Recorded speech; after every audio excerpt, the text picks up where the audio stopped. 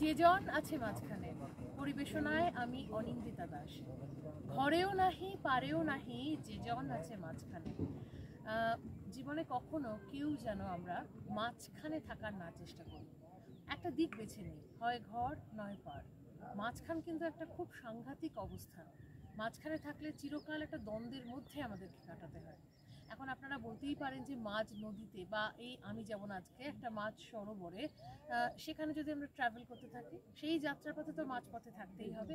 আসলে তা নয়। রবি ঠাকুরের যে গান, সেই গানেরও তাই অর্থ, এবং আমিও সেই অর্থের ভেতরের অন্তর্নিহিত ব্যাপারটা সুস্পষ্টভাবে বোঝাতে চাইছি যে ঘর এবং পার মানে কোনো একটা দিক নির্দেশ করছে। সেই দিক হচ্ছে আমাদের জীবনের একটা এমন অবস্থান যেখানে আমরা সেই জায়গাটাকে ধরে রেখেছি, যেটা আমাদের বিশ্বাস, যেটা আমাদের ধ্রুব সত্যি, যেটা আমাদের মনে হয়েছে ঠিক, সেই বিশ্বাসটাকে নিয়ে যেন আমরা চলতে পারি, যেন কোনো দোলাচলে, কারণ কোনো দ্বন্দ্বে আমাদের নিজেদেরকে বিভ্রান্ত না করে ফেলি। নমস্কার।